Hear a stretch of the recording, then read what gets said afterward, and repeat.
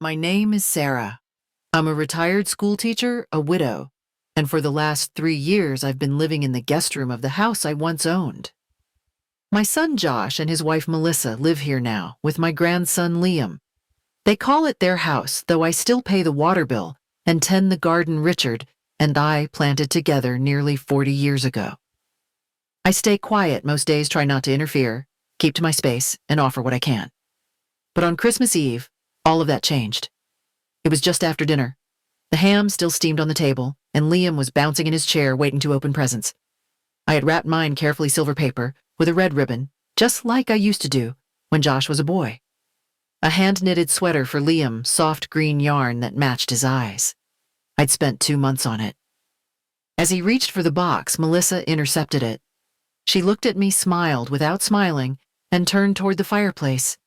In one motion, she tossed the box into the flames. Said it was one less thing for me to leave behind when I died. Everyone froze. Josh opened his mouth, then shut it. Liam's face fell. I didn't move. I watched the flames curl the edges of the paper, the ribbon shrivel, the yarn melt. I sat there and watched it burn. No one said anything. Not really. Melissa returned to her seat like she'd just set down a used napkin. Josh cleared his throat but didn't meet my eyes. Liam whispered that he wanted to see what was inside. Melissa told him it was better this way. No more grandma clutter in his room. I didn't cry. I didn't raise my voice. I poured myself another glass of wine and thought about the phone call I'd made 2 weeks earlier. This wasn't the first time. The comments, the eye rolls, the little digs about my clothes, my food, the way I speak. It had been building for years. But something about the way Liam looked at the fire that night broke something open in me. I wasn't angry. Not yet. I was finished pretending. That sweater was the last thing Melissa would ever take from me. She just didn't know it yet. After Christmas Eve, I sat in the quiet of my room for a long time. The walls were thin, and I could hear Melissa laughing with her sister on the phone. She said I was dramatic, that I'd forgotten my place, that someday soon the house would really feel like hers. I folded the blanket at the foot of my bed and thought about how many years I'd spent making everyone else comfortable. I taught elementary school for 33 years. I packed lunch every morning, stayed late to tutor kids who needed extra help, and never missed a parent-teacher conference. After Richard died, I poured myself into volunteering, helping at the local library and the church pantry. I never needed much. A good book, a garden to work in, and the occasional Sunday visit from Josh and Liam. When Josh said they were tight on money and needed a place to stay, I said yes without hesitation. At first, it felt like a blessing. The house was full again. Liam's laughter echoed down the hallway, and I could cook dinner for someone other than myself. Then little things started to change. Melissa didn't like my decorations, so she took them down. She said my friends were too loud, so I stopped hosting the book club. She started calling it her house. When Josh said it made sense to transfer the deed to him for tax purposes, I didn't argue. It was my mistake. I didn't ask enough questions. I just trusted that being a mother still meant something. After the paperwork was signed, Melissa moved faster. She changed the curtains, the locks, the tone. I became a guest in my own home. Still, I kept smiling. I offered help. I folded laundry. I played a tea party with Liam when Melissa had Zoom calls. I stayed useful. I stayed quiet. Until the day I walked past the dining room and heard her voice, sharp and cold. She was talking to her sister again. She said living with me felt like running a nursing home, that I was stubborn and stuck in the past, that I was just old baggage from Josh's childhood. Her sister laughed, said maybe it was time to move me somewhere more appropriate. Melissa said she'd already looked into senior living facilities, but I wouldn't go, that I was too proud to leave the house Richard built. I stood there with a dish towel in my hand and something inside me cracked. I wasn't weak. I wasn't invisible. I was angry. Not the kind of anger that explodes, but the kind that settles deep and sharp. I waited until Melissa left for the grocery store and called a number I hadn't dialed in years. Margaret Chen, our family's estate attorney, picked up on the second ring. We met that week. I told her what I wanted. Every asset I had, from Richard's life insurance to the rental property in Georgia and the retirement savings I'd kept quiet about, was to go into a trust. Liam would inherit everything when he turned 25, but only if he maintained regular contact with me for as long as I lived. If anyone tried to keep us apart, the trust would dissolve and the funds would go to charity. I didn't remove Josh and Melissa out of spite. I removed them because they'd made it clear I didn't matter to them anymore. Melissa thought I had nothing left to give, but she was wrong. What I had was enough to change Liam's future and to remind her that quiet doesn't mean powerless. The house was quiet the next morning. Not peaceful, just quiet in that heavy way a room feels after something breaks. I made coffee like always, the same 2 scoops, the same ceramic mug with a chip on the rim. Melissa came into the kitchen, barefoot eyes, puffy, no makeup. She didn't speak to me. She just poured almond milk into her smoothie blender and turned her back. I checked my phone while the coffee steeped. There it was. A short message from Margaret, documents delivered. No reply needed. My heart didn't race. It didn't sink. It just settled. Like something finally clicked into place. I stirred my coffee and looked out the window at the frost-covered lawn. Melissa didn't notice the way my hands stopped shaking. Josh came down with Liam a few minutes later. He asked if I slept okay. I said yes, thank you. Melissa shot him a look but said nothing. I watched Liam pick cereal flakes off the counter, still in his dinosaur pajamas. He looked up at me and smiled. I smiled back. That was the moment I knew I'd made the right choice. There was a shift in the air. Melissa kept glancing my way like she expected me to start a fight or cry or pack my bags. But I didn't do anything. I sat at the kitchen table, opened the crossword section of the paper, and quietly began filling in boxes. 9 down, 5 letters, means to an end. It was strange watching her try to read me. I knew she thought I was passive, easy to ignore, easy to manage. But that was the version of me she wanted to see. She had no idea what I'd done. No idea how much power was tucked inside the envelope delivered to her inbox that morning. No idea the game she thought she'd already won had barely begun. I didn't need a scene. I didn't need revenge that screamed or slammed doors. All I needed was time and patience, the kind I'd practiced for decades with restless students and stubborn husbands, and now a woman who thought fire could erase legacy. I finished my coffee and circled the word quiet. 5 letters. My favorite answer. Melissa called me while I was folding towels. Her voice was too light, like she was pretending yesterday hadn't happened. She asked if I had seen an email from a law office and said it must be a mistake. I told her it wasn't. There was a pause, short but sharp, like she hadn't expected me to sound so sure. She started talking fast. Said she was sorry if the gift thing had gone too far, that the holidays were stressful, and sometimes people overreact. She said I was taking things too personally, that it was just a misunderstanding. I told her I understood perfectly. That's why I'd made sure the documents were signed and delivered before Christmas Eve. She asked what I meant, and I let her sit in that question for a moment. Then I told her that I'd rewritten my will, that everything I had, Richard's savings, the rental house, the investments, was now held in trust for Liam. She laughed, but there was no humor in it. She said I was bluffing. I told her she could forward the email to her lawyer if she didn't believe me. She got quiet. Then she asked what kind of cruel person uses their grandson as leverage. I said the trust wasn't about punishment. It was about protection. If Liam wanted the inheritance, all he had to do was keep in touch with me. A call, a visit, a letter. As long as we had a real relationship, the trust would stay intact. Melissa snapped. Said I was manipulating a child, poisoning him against his own mother. I didn't raise my voice. I told her she already did that part all on her own. Another pause. This one is longer. Deeper. She said something I couldn't quite hear, something about Josh. I told her Josh already made his choice. Now she was watching me make mine. She hung up without saying goodbye. I set the phone down on the folded towels and took a breath. It wasn't a victory. Not exactly, but it was a shift. She thought she held the strings. She thought silence meant surrender. Now she knew better. And for the first time in a long while, I felt like I was standing on solid ground. By the next morning, Melissa was already on the phone. She called 3 different lawyers before noon, pacing the living room, her voice tight with urgency.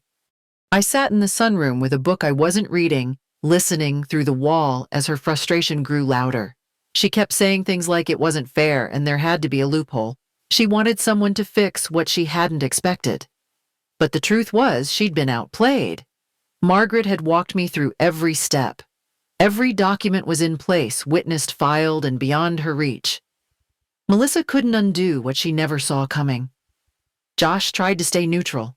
He kept telling her to calm down, said there had to be a way to talk this through. But his voice didn't carry the same conviction. I could tell he was starting to wonder what else she'd been keeping from him. What else had she twisted in the name of order and efficiency? That afternoon, I noticed him watching me from the hallway, not with anger, just with something like hesitation, maybe regret. He didn't say anything. Just stood there for a moment while I watered the poinsettias, then turned and walked away.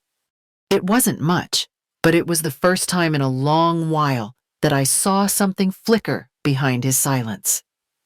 Melissa, meanwhile, unraveled by the hour. Her carefully arranged control slipped through her fingers. She snapped at Liam for leaving his toys out slammed cabinet doors and accused me of turning the family against her. I didn't respond. I didn't need to. The house was revealing all on its own. I moved through the days calmly, deliberately. I cooked dinner without asking who wanted what. I folded my clothes and left a book outside his door each night. I didn't lecture or scold or explain. I let the cracks speak for themselves. The woman who had spent years building a version of me in her head, a woman who was small, forgettable and weak, was now face to face with someone she never imagined. And the more she pushed, the clearer it became that she wasn't losing because I was cruel. She was losing because I had finally decided to stop giving. The phone rang just after dinner. I saw Liam's name flash across the screen and felt my chest tighten. I hadn't spoken to him since Christmas. Melissa had kept him busy, I was sure of it.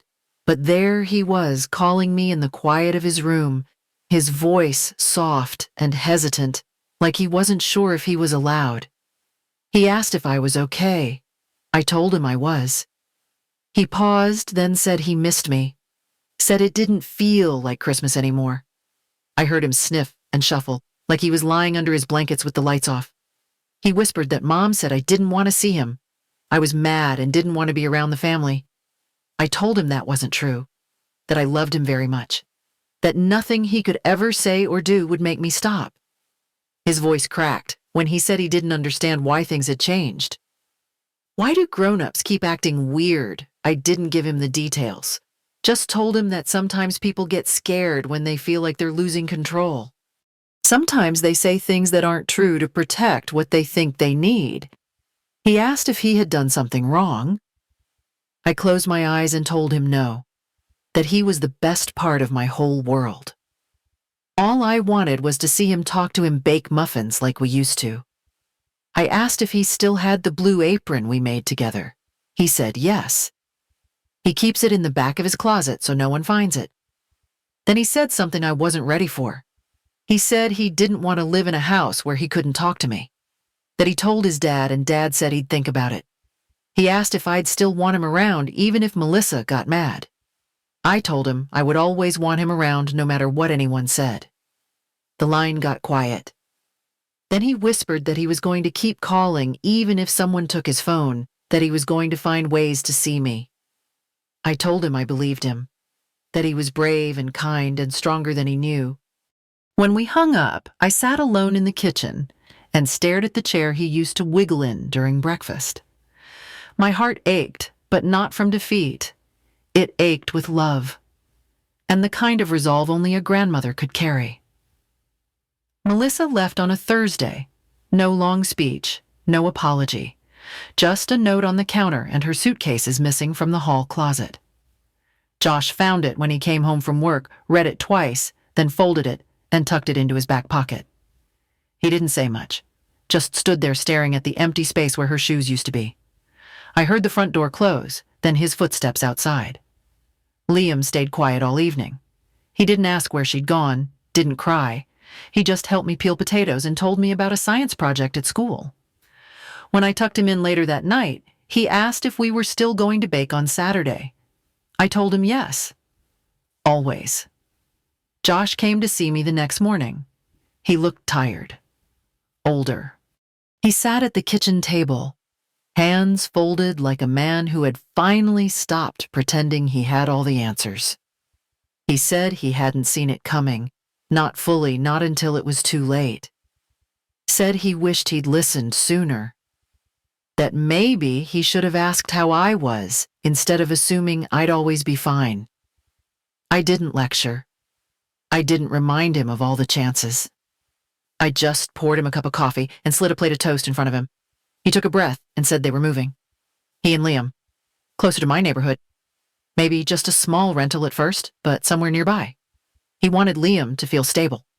Safe. I nodded and told him I thought that was a good idea. When they left that afternoon to pack, I sat on the back porch and watched the wind shift through the trees. I didn't feel triumphant. I felt still. Like something had finished breaking and was finally ready to heal. I didn't know how long it would take. I only knew they were coming back.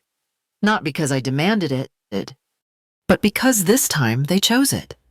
And that choice, small and quiet as it was, felt heavier than anything Melissa had tried to build with noise.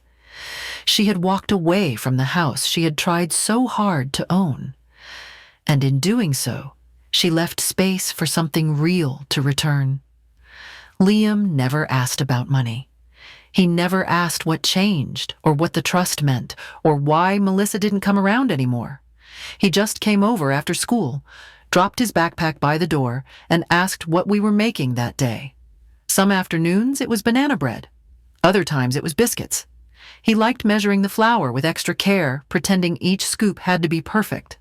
I told him once in passing that there was something I wanted to give him one day. Something set aside just for him. He blinked and asked if it was another sweater. I smiled and said, maybe. He didn't need to know all the numbers or the paperwork behind it, just that he mattered. That someone was thinking of his future in a way no one else had. That separate trust, the one with the $300,000, wasn't part of the drama. It had no strings about property or silence or control. Just one clause. Liam had to stay in touch. A call, a visit, a holiday spent peeling apples with me in the kitchen. Not because I needed proof he loved me, but because real love shows up, even when it's inconvenient, even when it's quiet. He liked watering the garden after school, said it made him feel like the plants trusted him. We planted lavender in the front beds and cherry tomatoes in the back. On weekends, he helped me organize photo albums, asked who the people were in black and white pictures, and laughed when I told him stories about his grandpa falling into a canoe. That laughter, his ease, the comfort in his voice that was worth more than any estate plan ever could be. One evening, while we waited for muffins to rise, he looked up from the kitchen table and asked if I thought Melissa would ever visit again. I said I didn't know. He nodded slowly, then said it was okay, that he liked things better now. I didn't say anything back, just reached over, brushed a crumb from his cheek, and let the oven timer do the talking. The inheritance I left Liam wasn't money. Not really. It was rhythm. It was the way our hands moved in sync while kneading dough. The way he knew where to find the cinnamon without asking. The way he leaned into me when he laughed. That was the real legacy. The rest was just numbers. Sometimes I still think about that Christmas Eve. The way the flames curled around the ribbon. The sound of the yarn crackling in the fire. That gift wasn't just something I made. It was a piece of myself. And for a long time, I believed its destruction was the end of something I could never rebuild. But now I see it differently. That fire didn't just burn what I gave. It cleared the path for something stronger. It forced me to stop shrinking, to stop pretending kindness meant silence. It burned through the last of my illusions and revealed something solid underneath. Not the fragile mother-in-law they dismissed, but a woman who could still protect what mattered. Liam came into the room this morning while I was folding laundry. He held up a picture he drew at school. It was him, a big house with flowers and a table full of muffins. He said it was our kingdom. Said I was the queen because I never left, even when it got hard. I told him queens don't always wear crowns. Sometimes they wear aprons and keep their promises. The past won't ever be tidy. There are memories that still sting. Words I can't forget. But there's peace. Now, not because everything went back to normal, but because we made something better, something honest. Liam isn't just my grandson. He's my reminder that love survives the fire. I look at him and see the boy who used to crawl onto my lap with sticky fingers and big questions. Now he walks beside me head high, curious, brave. And I walk beside him, not as a shadow of who I was, but as someone who learned that quiet doesn't mean weak, that age doesn't mean irrelevant, that burned things can still bloom. So yes, they burned my gift, but they also burned the version of me that let them decide my worth. In its place, something new grew, something steady and warm. And as Liam wraps his arms around my waist and tells me he loves this version of home, I know. I didn't just survive. I built something worth surviving for,